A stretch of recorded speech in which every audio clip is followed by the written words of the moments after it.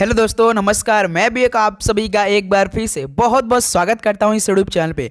तो साथियों, जैसा कि 9 दिसंबर सुबह के 8 बज चुके हैं, तो दिन की शुरुआत बहुत ही अच्छी तरीके से करेंगे। तो साथियों, जैसा कि एसएससी जीडी एग्जाम 2025 की डेट आ चुकी है, 4 फरवरी 2025 से लेकर साथियों 23 फरवरी 2025 के बीच होने वाली है। यानी साथियों, इस बार आपका 19 दिनों में ही एसएससी जीडी एग्जाम समाप्त होने वाला है।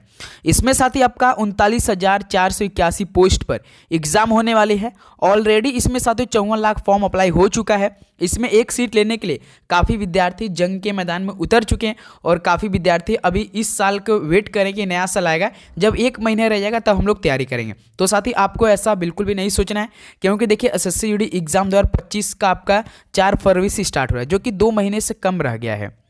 तो साथ ही अब हमें बिल्कुल उसी तरह तैयारी करना है जिस तरह से एक सीट लेने के लिए एक स्टूडेंट तैयारी करता है। तो आज की सेशन में सर टीसीएस के अपडेटेड जी के क्वेश्चन में बात करेंगे।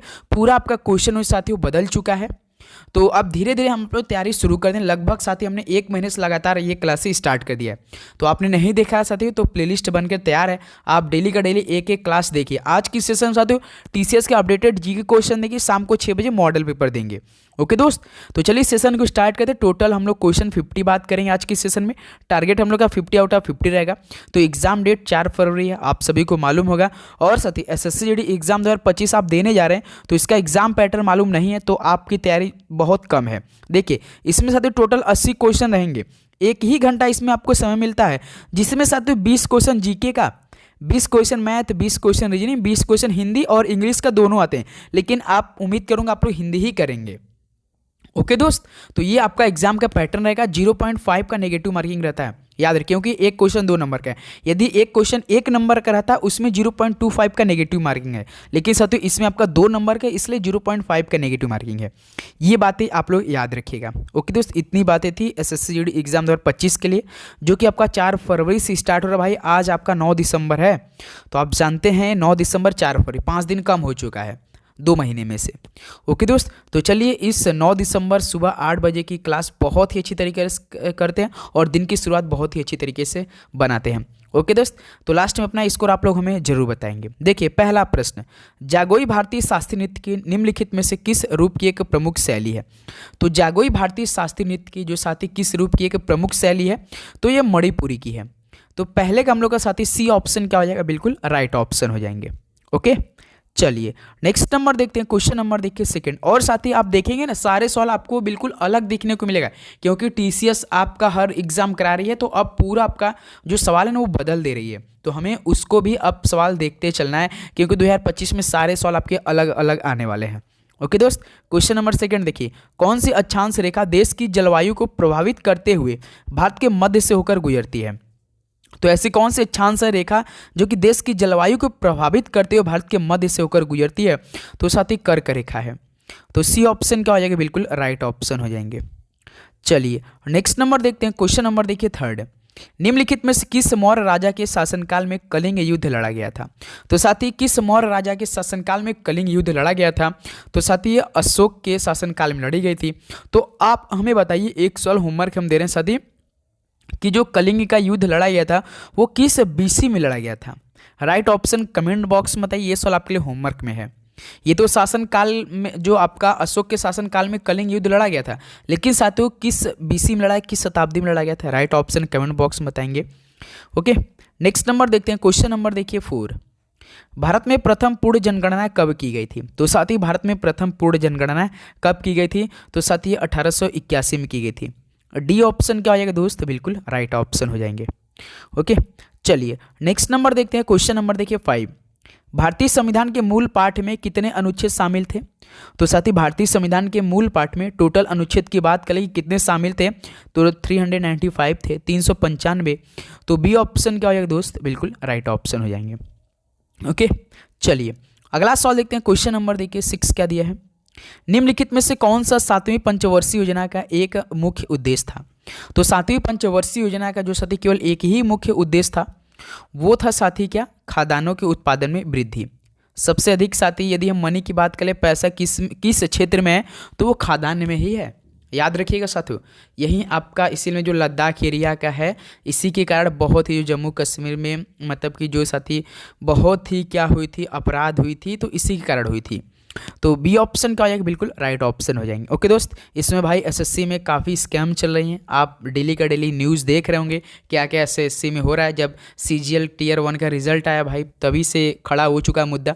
काफ़ी टीचर और स्टूडेंट आप देख रहे, कोई टीचर कुछ बोल दे रहा है तो कोई टीचर स्टूडेंट कुछ बोल रहा है, आप देख रहे होंगे सती। तो बिल्कुल आपको उससे दूर रहना है सती, क्योंकि देखिए वो सब कुछ भी नहीं काम है, एक दिन वो सब क्या हो जाएगा सती, सब खारिज हो जाएगा, सब कुछ सही हो जाएगा। आप इसमें आप पढ़ाई नहीं फोकस करेंगे, आप उसी में मुद्दे पर रहेगा। देखिएगा वो सब केवल होता है साथी उनके लिए जो कि मतलब कोई एक बात ऐसा उठा देता है, बस उसी पे इतना ज़्यादा एक वीडियो बनने लगती है कि स्टूडेंट उसी में चले जाते हैं, अपनी पढ़ाई छोड़ देते हैं। और देखेंगे लास्ट में सब कुछ सही हो जाएगा, कोई दिक्कत कुछ होने वाला नहीं इसमें भाई। देखेंगे लास्ट में उन्हीं का नुकसान होगा जो मतलब पढ़ाई करते वो छोड़कर इन्हीं बातों पर ध्यान देने लगे, क्या हो रहा है एसएससी में, ऐसा वैसा कुछ नहीं होने वाला भाई।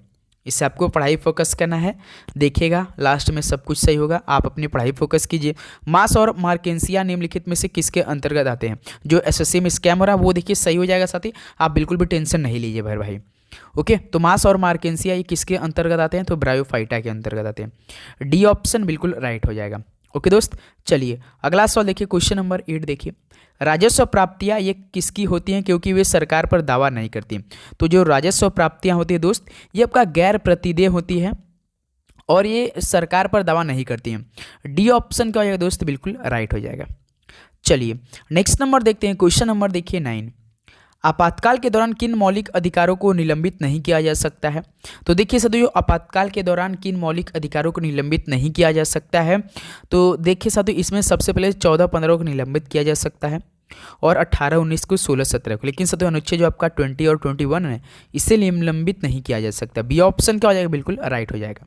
ओके, चलिए अगला सवाल देखिए, क्वेश्चन नंबर देखिए 10 क्या दिया है, भारत में निम्नलिखित में से किस राज्य में अरेबिका कॉफ़ी उगाई जाती है? तो भारत के किस राज्य में अरेबिका कॉफ़ी उगाई जाती है, साथ ही इसका प्रोडक्शन होता है? तो ये कर्नाटक राज्य में होता है। डी ऑप्शन दोस्त बिल्कुल राइट हो जाएगा। चलिए नेक्स्ट नंबर देखते हैं, क्वेश्चन नंबर देखिए 11, किस राज्य ने 2017-18 में विजय हजारे ट्रॉफी जीती थी? तो किस राज्य ने 2017-18 में विजय हजारे ट्रॉफी जीती थी? तो दोस्त ये आपका कर्नाटक राज्य ने जीत लिया था। डी ऑप्शन क्या होने वाला है, बिल्कुल राइट ऑप्शन हो जाएंगे।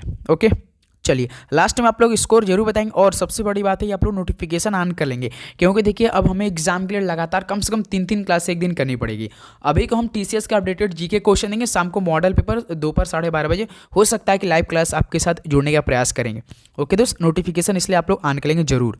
क्वेश्चन नंबर 12 देखिए, सदानंद पीवी बालकृष्णन ने किस नृत्य शैली में संगीत नाटक अकादमी पुरस्कार जीता? तो सदानंद जो पीवी बालकृष्णन ने साथियों नृत्य शैली में संगीत नाटक अकादमी पुरस्कार जीता था, ये कथकली के क्षेत्र में जीता था। बी ऑप्शन कथकली बिल्कुल राइट ऑप्शन हो जाएंगे। ओके, चलिए अगला सवाल देखिए, क्वेश्चन नंबर 13, निम्नलिखित में से कौन ब्रिटिश भारत में भारतीय सिविल सेवा में भर्ती होने वाले पहले भारतीय थे? तो साथी कौन ब्रिटिश भारत में भारतीय सिविल सेवा में भर्ती होने वाले पहले भारतीय थे? तो दोस्त याद रखिए सत्येंद्रनाथ टैगोर थे। ऑप्शन ए क्या हो जाएगा दोस्त, बिल्कुल राइट ऑप्शन हो जाएंगे। चलिए अगला सवाल देखिए, क्वेश्चन नंबर देखिए 14, बैडमिंटन के प्रत्येक गेम में कितने अंक होते हैं? तो साथी बैडमिंटन के प्रत्येक गेम में कितने अंक होते हैं? तो आपका 21 होते हैं। ऑप्शन क्या हो जाएगा दोस्त, बी क्या हो जाएगा, बिल्कुल राइट ऑप्शन होने वाले हैं। ओके, चलिए नेक्स्ट नंबर देखते हैं, क्वेश्चन नंबर देखिए 15, ओलंपिक में भारत के लिए प्रथम ध्वजवाहक कौन था? तो ओलंपिक में जो भारत के लिए प्रथम ध्वजवाहक की बात करें साथी, तो पूर्मा बनर्जी थे। याद रखिए दोस्त, ए ऑप्शन क्या हो जाएगा, बिल्कुल राइट ऑप्शन हो जाएंगे।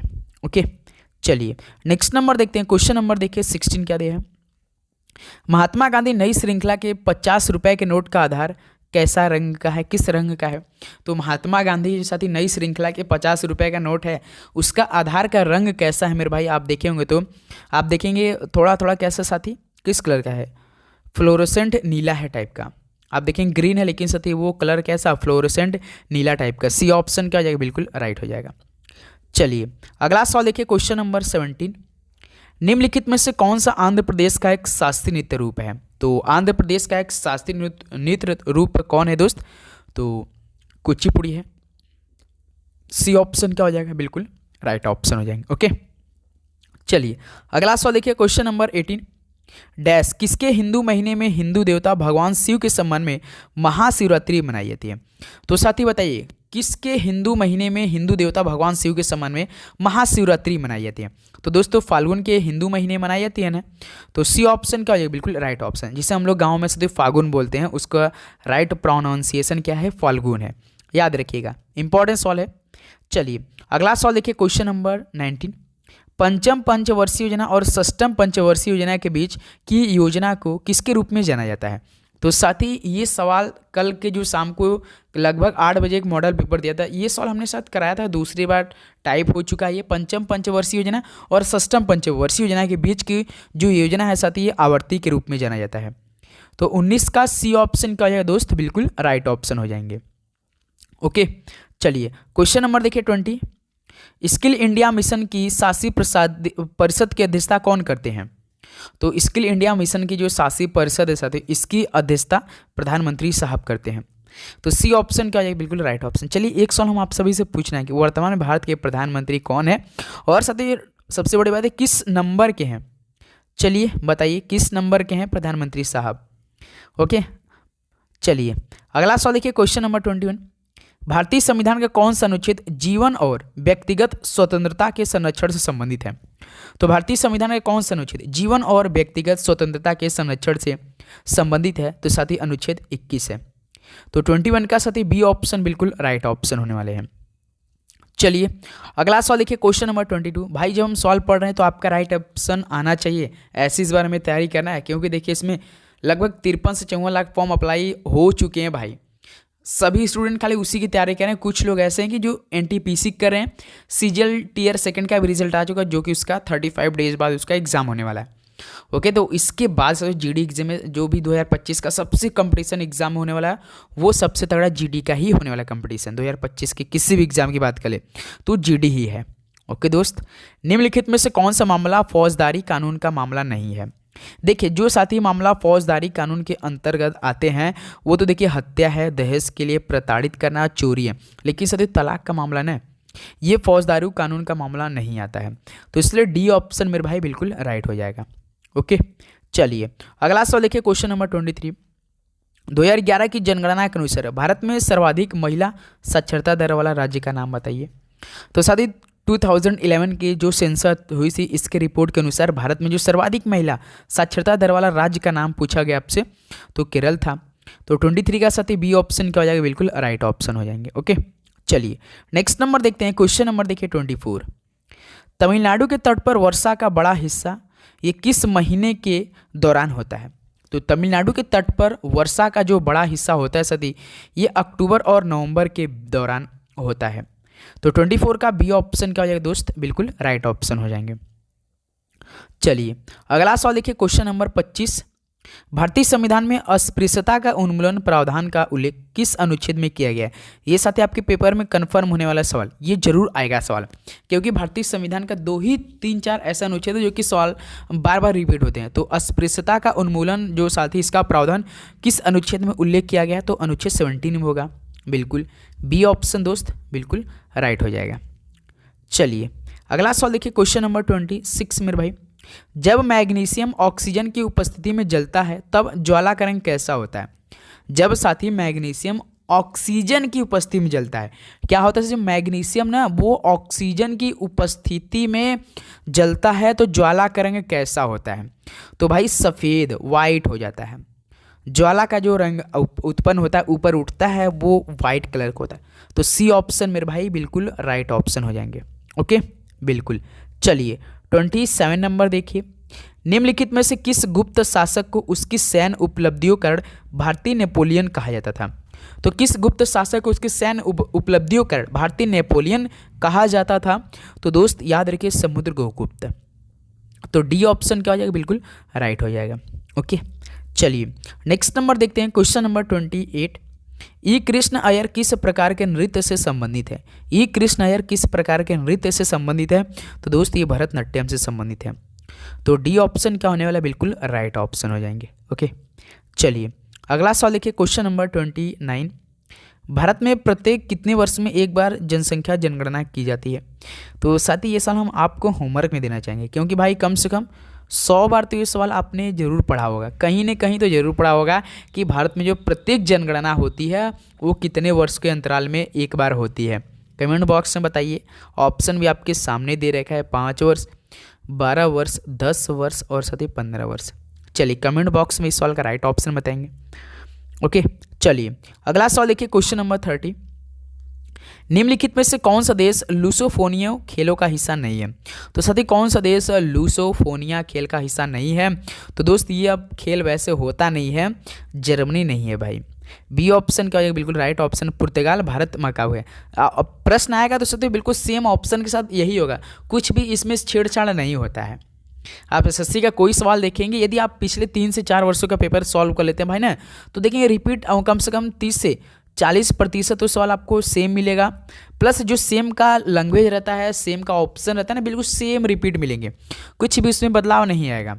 जिस नंबर पे ऑप्शन है उसी नंबर पे आएगा पेपर में। भारत में रेडियो प्रसारण 1923 में किसके द्वारा शुरू किया गया था? किसके मतलब किस क्लब द्वारा स्टार्ट किया गया था? तो भारत में जो साथियों रेडियो प्रसारण 1923 में शुरू किया गया था वो बॉम्बे के रेडियो क्लब द्वारा स्टार्ट किया गया था। ऑप्शन है मेरे भाई बिल्कुल राइट हो जाएगा। चलिए अगला सवाल देखिए, क्वेश्चन नंबर 32। भारत के संविधान के कौन सा अनुच्छेद चुनाव के अधीक्षण, निर्देशन और नियंत्रण के बारे में बात करता है?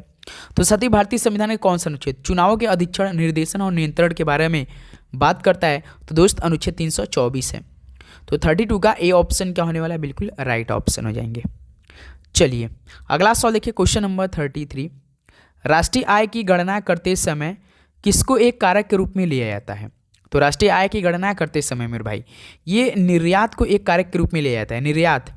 तो 33 का सी ऑप्शन क्या होने वाला है? बिल्कुल राइट ऑप्शन हो जाएंगे। ओके, चलिए नेक्स्ट नंबर देखिए, क्वेश्चन नंबर 34। निम्नलिखित में से कौन सा त्यौहार असम में देवी कामाख्या के मासिक धर्म की अवधि को चिन्हित करता है? तो साथी कौन सा त्यौहार असम में देवी कामाख्या के मासिक धर्म की अवधि को चिन्हित करता है? तो दोस्त अम्बुबाची मेला है।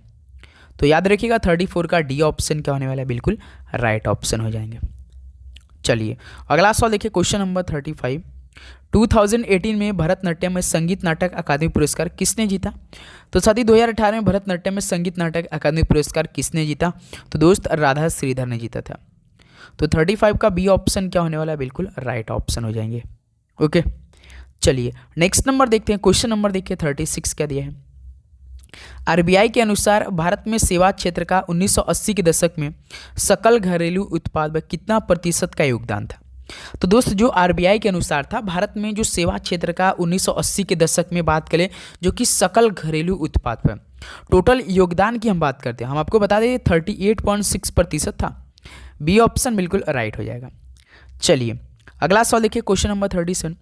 भारतीय संविधान के निम्नलिखित में से कौन सा अनुच्छेद राज्य कार्यपालिका से संबंधित है?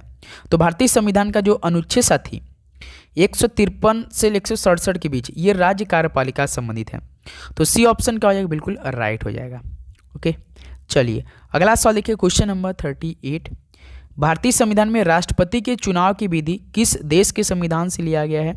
तो भारतीय संविधान में जो राष्ट्रपति के चुनाव की विधि है, तो दोस्त ये तो आयरलैंड के संविधान से लिया गया है ना, आयरलैंड देश के संविधान से लिया गया है। ऑप्शन ही क्या हो जाएगा दोस्त? बिल्कुल राइट हो जाएगा। चलिए अगला सवाल देखिए, क्वेश्चन नंबर 39।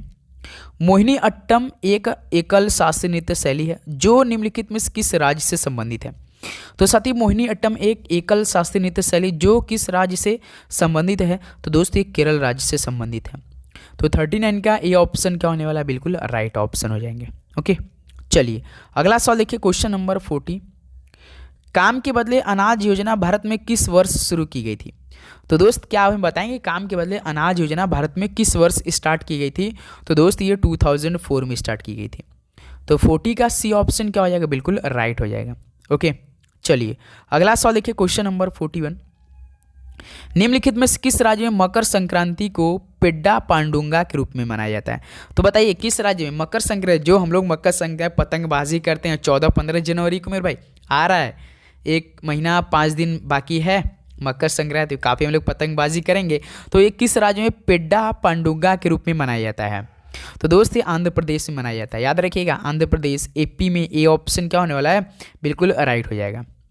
चलिए अगला सवाल देखिए, क्वेश्चन नंबर 42। विषम का चयन कीजिए। संकेत रेशे वाली फसलें, तो इनमें रेशे वाली फसलें केवल एक ही दिख रहा है साथी। विषम की बात करें तो रबड़ है। ऑप्शन क्या हो जाएगा, बिल्कुल राइट हो जाएगा। चलिए अगला सवाल देखिए, question number 43। Mother of Mohiniyattam किस पर आधारित एक डॉक्यू फिक्शन है। मदर ऑफ मोहिनी अट्टम की बात करें तो एक कलामंडलम कल्याणी कुट्टी अम्मा पर आधारित एक डॉक्यू फिक्शन है मेरे भाई। तो 43 का बी ऑप्शन क्या हो जाएगा, बिल्कुल राइट हो जाएगा। चलिए अगला सवाल देखिए, क्वेश्चन नंबर 44। बजट दस्तावेज कुल व्यय को किसमें वर्गीकृत करते हैं। तो बजट दस्तावेज कुल व्यय को किसमें वर्गीकृत करते हैं, तो दोस्त योजना और गैर योजनागत व्यय में वर्गीकृत करते हैं। तो इसलिए 44 का डी ऑप्शन क्या हो जाएगा, बिल्कुल राइट ऑप्शन हो जाएंगे। चलिए नेक्स्ट नंबर देखते हैं, क्वेश्चन नंबर 45 देखिए। रेशम बनाने की तकनीक का आविष्कार सबसे पहले लगभग किस वर्ष पूर्व चीन में हुआ था। जो साथी रेशम बनाने की तकनीक का आविष्कार सबसे पहले देखिए चीन में हुआ था, जो कि साथी लगभग 7000 वर्ष पूर्व हुआ था। ऑप्शन सी क्या हो जाएगा, 7000, बिल्कुल मेरे भाई क्या हो जाएगा आपका राइट ऑप्शन होने वाले हैं। ओके चलिए नेक्स्ट नंबर देखते हैं, क्वेश्चन नंबर देखिए 46।